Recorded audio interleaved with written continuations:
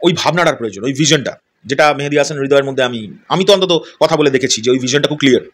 এবং আমি এখনও বলছি, বরবাদ রিলিজ করতে দিন, আপনি বিশ্বাস করুন স্যার, বরবাদ রিলিজ করতে দিন। ওই মানুষটা, বাংলাদেশের তো আমরা সুপারস্টার ডিরেক্টর পেয়ে গেছি, আমরা মেগাস্টার ডিরেক্টর পেয়ে যাবো, আমি কথা দিলাম, মানে এটা আমি ড্যাম শিওর, এটা নিয়ে কোনো ডাউট নেই।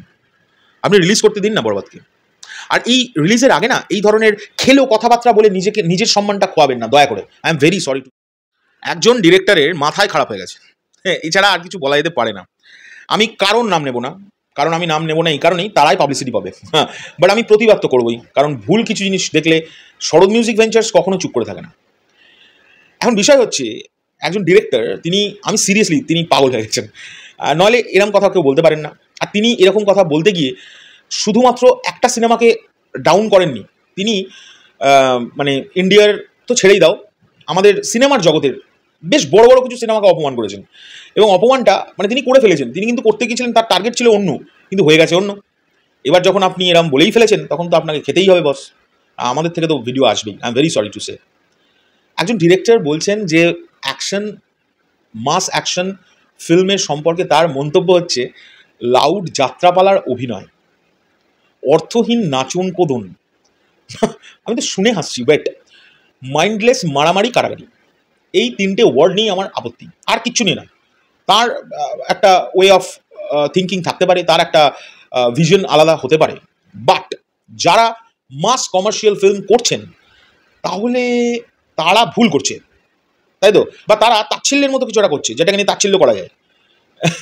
মানেটা তাই দাঁড়াচ্ছে। দেখো, আমি নিজে কিছু এগুলো বলছি না, আমি ওই ডিরেক্টর আজকে একটা ইন্টারভিউ দিয়েছে, সেটা নিয়ে অলরেডি কথাবার্তা চলছে। আমি তাকে পার্সোনালি চিনিও না। এবার সত্যি কথা বলতে কোনো না কোনো দিন নিশ্চয়ই পরিচয় হবে। তিনি একজন প্রখ্যাত ডিরেক্টর।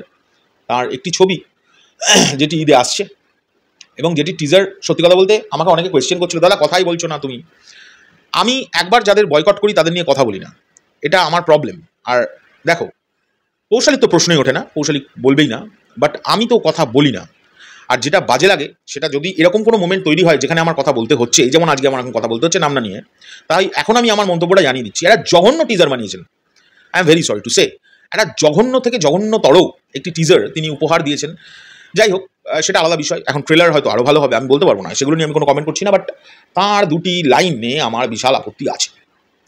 তিনি কিভাবে বললেন যে লাউড যাত্রাপালার অভিনয়, অর্থহীন নাচন কুদন, মাইন্ডলেস মারামারি অ্যান্ড কারাগারি।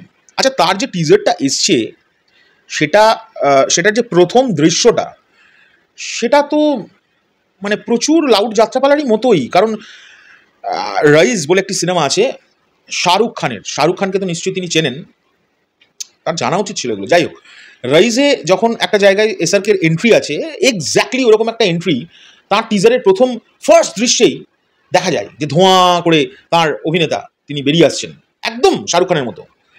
তো ওটা কিন্তু কপি না ইন্সপায়ার আমি জানি না, ওটা যেটাই হোক আমি এগুলো নিয়ে কথা বলতে চাইছি না, সেটা হতেই পারে, কপি বলা যায় না, ইন্সপায়ারই ধরে নিচ্ছি।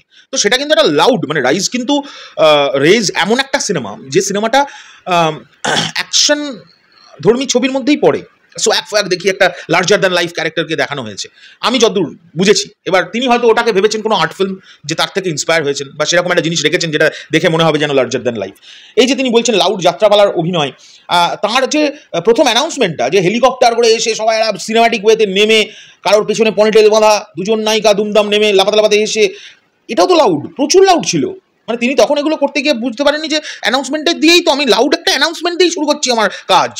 যাই হোক, এটা তার মতে, কিন্তু তিনি এটা ভুল বলেছেন প্রথমত। দ্বিতীয় কথা হচ্ছে অর্থহীন নাচন কুদন। অর্থহীন কে ভাই আজকের দিনে দাঁড়িয়ে অর্থহীন নাচন কুদন করে বিশাল নাম করতে পারছে বাবা?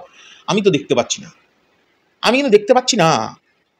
কারণ দেখো না, এই যে সিনেমায় আমি ধরে নিচ্ছি, চলো তুফানের কথা ধরে নিচ্ছি, তুফান তো একটা মানে ছেড়ে দাও, ওটা তো কি মার্কেটিংয়ে মানে কি লেভেলের বিজনেস করেছে সে তো আর নিশ্চয়ই প্রমাণ করার কিছু নেই। সেই জায়গা থেকে দাঁড়িয়ে তুফান বলে যে ছবিটি মেগাস্টার শাকিব খানের এসেছিল, সেখানে একটি গান আছে উড়া ধুরা। ওই গানটা কি মনে হয়েছে যে মানে অর্থহীন নাচুন কুদুন বা দুষ্টু কোকিল ডাকে? ওটা তো সিনেমার গল্পের সঙ্গে যোগ করে সুন্দরভাবে এসছে।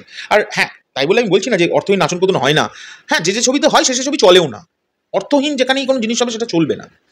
কিন্তু এটা বলাটা ভুল যে এই মাস ছবিকে নিয়ে এইভাবে ব্যঙ্গাত্মকভাবে ইন্টারভিউ দেওয়াটা আমার মনে হয় না শোভা পায়। কোনো শিক্ষিত মানুষ এটা করবে না, এটা আমি বলতে পারি। আচ্ছা, দ্বিতীয় কথা হচ্ছে মাইন্ডলেস মারামারি অ্যান্ড কাটাকাটি।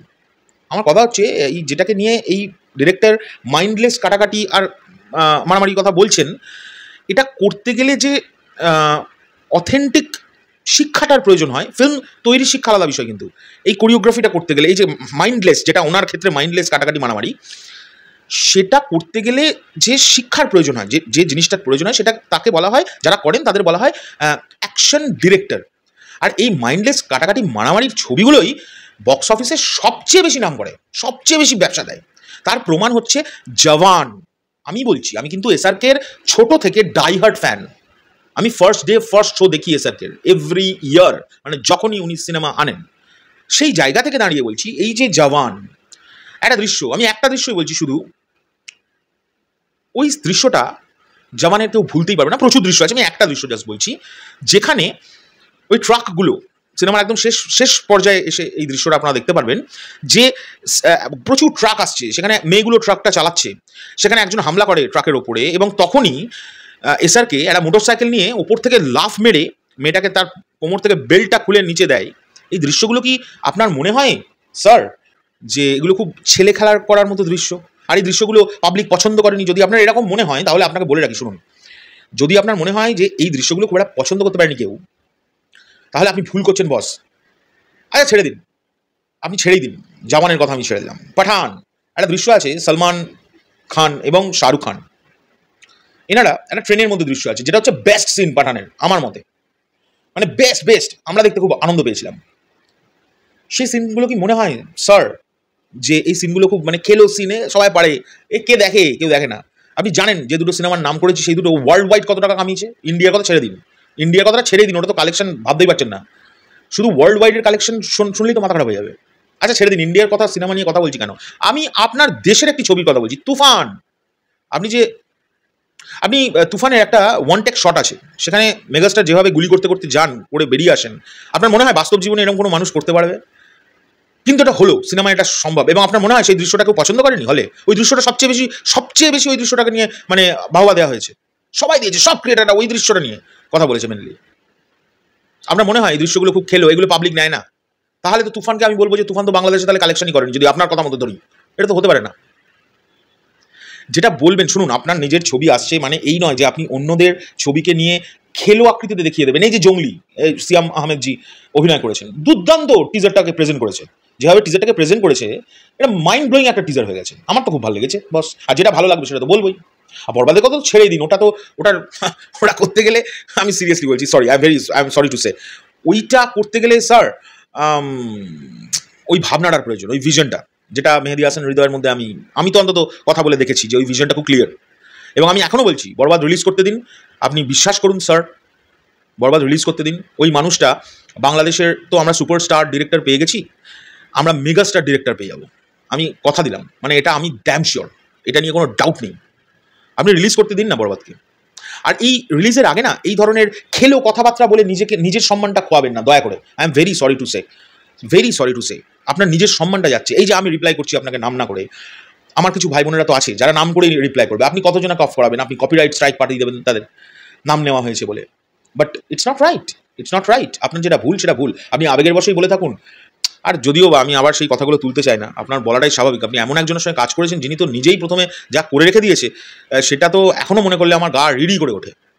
যাই হোক, সেটা আলাদা বিষয়। আমি জাস্ট এই ভিডিওটা এইটুকুনি বলে শেষ করছি যে ইন ফিউচার এরকম ধরনের মন্তব্য না আর করবেন না। আমি আরও অনেক কিছু বলতে পারতাম যুক্তি সহকারে, আপনার ফুল ইন্টারভিউয়ের বেশ কিছু অংশ খুব গন্ডগোলের, এবং সেগুলোকে প্রত্যেকটাতে কাউন্টার অ্যাটাক করা যায়, আমরা খুব আরামসে কাউন্টার অ্যাটাক করা যায়। আপনি তো অনেক স্বাভাবিক, আমি তো মনে করবো আপনি খুব শিক্ষিত, এবং আমি শুনেছি আপনি অনেক সিনিয়র মোস্ট ডিরেক্টর, কিন্তু আপনার কাছ থেকে না এই ধরনের খেলো মন্তব্য মানা যায় না। আপনার দেশের সবচেয়ে বড় বড় বাজেটের ছবিগুলো, সেগুলো কিন্তু সবকটাই কিন্তু মাস অ্যাকশন ফিল্ম, এটা মাথায় রাখবেন। মাস অ্যাকশন ফিল্ম, তুফান, এবং কমার্শিয়াল ফিল্ম, মানে যেগুলোকে আপনারা মানে আমরা কমার্শিয়াল বলি, সব সিনেমাই কমার্শিয়াল, যারা ব্যবসা করছে সবাই কমার্শিয়াল। বাট আমি কি করে বোঝাবো, এমন একটা কথা বলে বসে আছেন, মাথাটাই গেছে চটকে। আই এম ভেরি সরি, আমাকে এইভাবে রিপ্লাই করতে হলো আপনার মতো একজন বয়স্ক মানুষকে। বাট এটা নেওয়া যায় না, আপনি যেখানে মাস অডিয়েন্স যে ছবিকে সাপোর্ট করে, যে ধরনের ছবিকে মানুষ বেশি দেখে, সেই ধরনের ছবিকে আপনি মাইন্ডলেস বলতেই পারেন না, এটা আপনার অধিকারই নেই বলার। আপনি তো মানে ইমোশন নিয়ে মানে খারাপ কথা বলছেন, মানে ইমোশন নিয়ে বাজে মন্তব্য করছেন, তাই না? It's not right.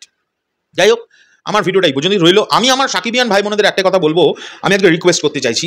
অনেকে আমাকে রিকোয়েস্টটা করতেও বলেছে যে দাদা তোমরাও তোমাদের চ্যানেল থেকে এটা করো, কেন করছো না? আমাকে দেখি দু একজন ভাই গ্রুপে আমাদের ট্যাগ করে এগুলো লিখছে। আমরা প্রচুর ভিডিওতে বারবার বলার চেষ্টা করছি এবং আজকেও আমি এই ভিডিওটাতেও বলছি, আমি হাত জোর করে রিকোয়েস্ট করতে চাই আমার সকল সাকিবিয়ান ভাই বোনদের, তোমাদেরকে উস্কে দেওয়ার জন্য এরকম ধরনের আরও মন্তব্য আসবে ইন ফিউচার।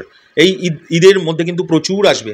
আমি রিকোয়েস্ট করছি যদি মেগাস্টারের পার্সোনাল লাইফ নিয়ে নোংরামি কেউ করে তাহলে আমরা দেখে নেব, সেটা আলাদা বিষয়। কিন্তু অন্যান্য সিনেমার জগতের কোনো কথা তুলে যদি কেউ ইনস্টিকেট করার চেষ্টা করে, এইভাবে, এগুলোকে বলে ইনস্টিকেট করা, দয়া করে তাদের পোস্টকে কেউ শেয়ার করবে না, তাদের পোস্টকে কেউ কমেন্ট করবে না, তাদের পোস্টকে পাত্তাই দেবে না। কারণ আমি শরৎ মিউজিক ভেঞ্চার্স থেকে বলছি, বরবাদকে শুধু আসতে দাও, এসব ধোপে টিকবে না। আমি কথা দিচ্ছি, বরবাদকে আসতে দাও, কেউ ধোপে টিকবে না। আর এটাও রিকোয়েস্ট করবো, বরবাদের পর যদি তোমরা সত্যি কোনো ছবিকে সাপোর্ট করতে চাও মন থেকে, তাহলে জঙ্গলিকে সাপোর্ট করো। জঙ্গলি ভালো হয়েছে, এবং জঙ্গলির মেকার্সরা এবং সিয়াম আহমেদ জি, এনাদের মধ্যে না একটা আলাদা রকমের ভদ্রতা আছে, একটা সভ্যতা আছে। এনারা খুব সুন্দরভাবে রেসপেক্ট দেন মেগাস্টার শাকিব খানকে, যে কারণের জন্য আমার মধ্যে একটা সফট কর্নার তাদের প্রতি আমার জন্মেছে। চলো, এখনকার জন্য চললাম, পরবর্তী ভিডিও নিয়ে শিগগিরই আসছি। আমার কথায় আমি যদি পার্সোনালি কাউকে হার্ট করে থাকি, I am very sorry, but যে কথাগুলো বলেছি তার জন্য একদম সরি নয়, কারণ আমি ঠিক কথা বলেছি। আমি আরও অনেক কিছু বলতে পারতাম, আমার ভিডিও বড় হয়ে যায়, আমি ছোট করে কথা বলতে পারি না বলে আমি এখানে ভিডিওটা স্টপ করে দিচ্ছি। যদি পরবর্তীকালে কোনো আরও কোনো কাউন্টার অ্যাটাক আসে আমার প্রতি এই মন্তব্যগুলো করার জন্য, আমি আবার ভিডিও বানিয়ে যাতা বলবো, নাম না তুলে, কপিরাইট আসবে না। এখনকার জন্য চললাম, পরবর্তী ভিডিও খুব শিগগিরই আসছি। টাটা।